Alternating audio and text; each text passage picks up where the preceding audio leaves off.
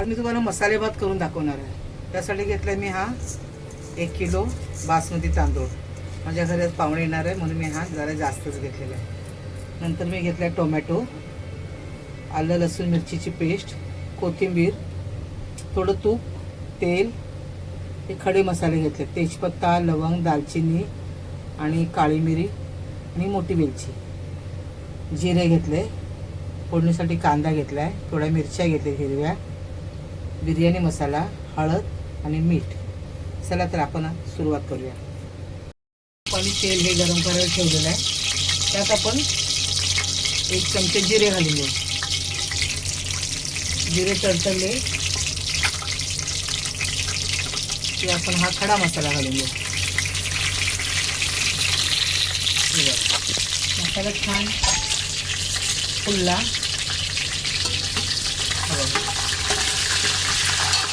त्यात आपण मी कढीपत्ता सांगायला विसरली, त्यात मी आपण कढीपत्त्याची पानं घालूया.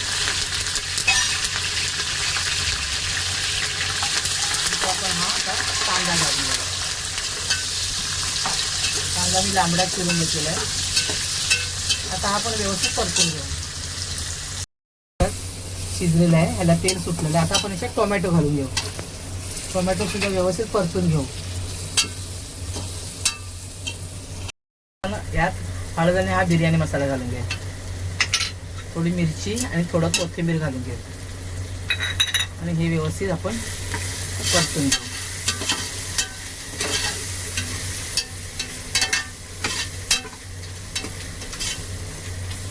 बघा आता हे छान परतलेलं आहे. आता हे आपण यात पाणी घालून घेऊ.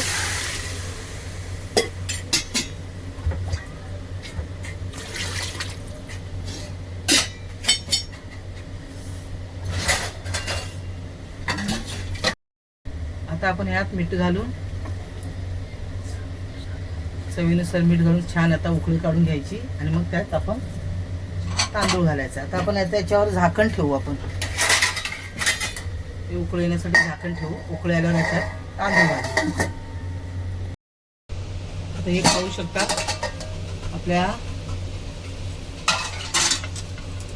जे आंदण ठेवलेलं आपण जे फोडणी दिलेलं त्याला कशी आपली उकळी आलेली आहे मसाल्याला. आता आपण यात हा बासमती राईस टाकून घेऊ.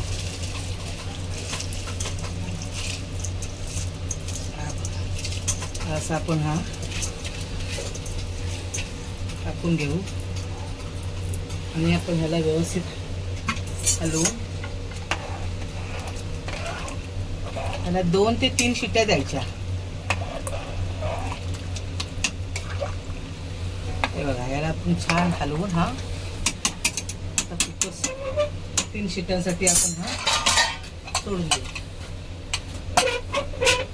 आता 3 शिट्ट्या देणार आहे.